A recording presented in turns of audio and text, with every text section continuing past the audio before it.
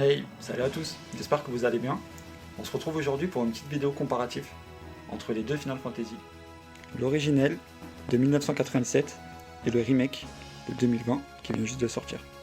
Ce sera une petite vidéo comparative pour vous montrer les deux versions du jeu. On commence par la cinématique d'introduction de 1997, sortie sur PlayStation 1. Ce jeu a révolutionné le monde du jeu vidéo. Des cinématiques de dingue pour l'époque, une aventure énorme et des personnages charismatiques. Pour beaucoup, ce Final Fantasy VII est le meilleur de la série, et pour d'autres, c'est tout simplement le meilleur des jeux. J'en fais partie depuis 23 ans maintenant. Et j'ai voulu faire cette vidéo pour vous montrer l'évolution entre ce jeu mythique et le remake sorti il y a seulement quelques jours. J'espère que ça vous plaira.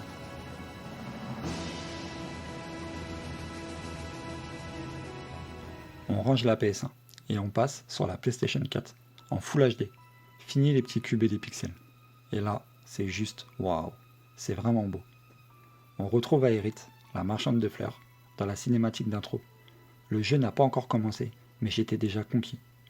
On va pouvoir en apprendre plus sur chaque personnage, leur caractère par exemple, beaucoup plus détaillé. On sent ici l'envie de dévoiler encore plus ces personnages déjà stars. Ce premier volet porte uniquement sur Midgar et sera donc découpé en plusieurs parties. Beaucoup ont critiqué Square pour ce choix, mais lorsqu'on observe les détails donnés à Midgar, c'est bien sûr encore impossible pour le moment de réaliser un jeu comme Final Fantasy VII en HD avec une aventure aussi énorme et les faire tenir sur un seul CD. Juste pour ce premier épisode du remake, il faut déjà 2 CD, un pour l'installer et un pour jouer. Je pense qu'il ne faut pas être trop pressé et qu'il faut juste déguster la chance de pouvoir jouer à un tel chef-d'œuvre selon moi.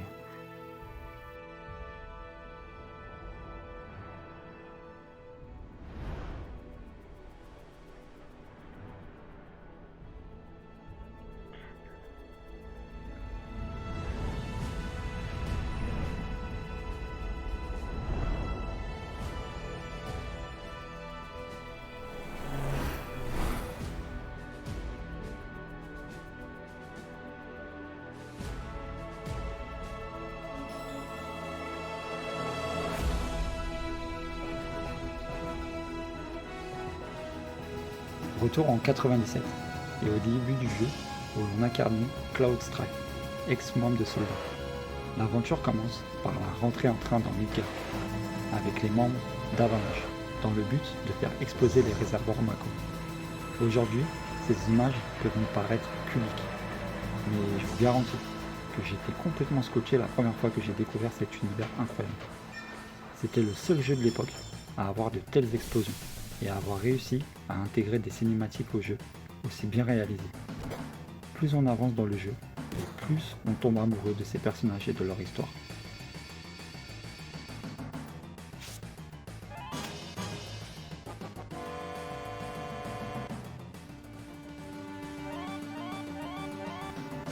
Le fameux combat au tour par tour. Bien sûr, cette fonction aurait aujourd'hui beaucoup moins de charme avec un jeu qui se veut intuitif et beaucoup plus rapide. Cependant, j'avais adoré pouvoir réfléchir pendant un combat et avoir du temps pour choisir la meilleure action possible.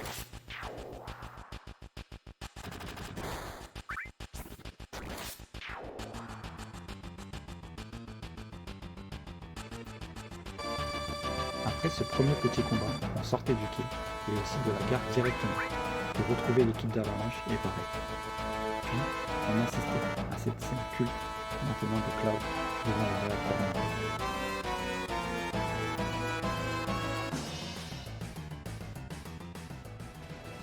Que manque-t-il à ce jeu aujourd'hui pour qu'il soit parfait, pour conquérir la nouvelle vague de gamers et les fans de JRPG? Il manque tout simplement 23 ans de maturation, d'avancées technologiques et moteur graphique, de HD. Rien qu'à la vue de ces images, les fans du monde entier ont crié de bonheur. Oui, ils l'ont fait. Ils ont fait le remake de l'année, attendu de pied ferme par tous les amoureux de l'opus de 97. Les détails du train de Cloud, perso, j'avais déjà le souffle coupé. C'est beau, c'est vraiment beau. On aperçoit directement ce que Square a voulu faire. Les premiers détails ajoutés donnent encore plus d'âme et de profondeur au jeu. Le rendre complet est beaucoup plus vivant et immersif qu'il ne l'est déjà. Et bim, première scène inédite. Mais quelle scène! Ce retourné high kick de Jesse est juste top. Et là, c'est l'arrivée de Cloud. Et rien que cette arrivée là, franchement, ça m'a donné des frissons. Il est vraiment classe, il est vraiment bien fait. Et ça change des petits cubes et des petits pixels quoi.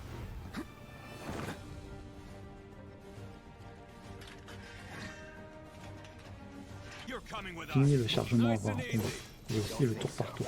Ici, c'est beaucoup plus vivant, et je trouve l'approche encore plus réussie que sur Final Fantasy XV par exemple. Là, où au passage durait 30 secondes, c'est maintenant quasiment 10 minutes. La gare de départ n'a plus rien à voir, et on peut mieux visualiser comment Cloud et les autres membres d'Avalanche avancent vers le réservoir Mako.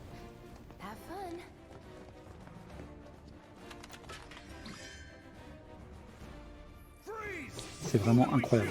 À peine j'ai lancé ce remake, les toutes premières secondes m'ont déjà bluffé.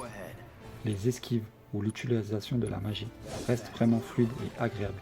Cette fonction de mettre le combat en pause pour lancer un sort ou effectuer une attaque spéciale les rend vraiment simples et dynamiques.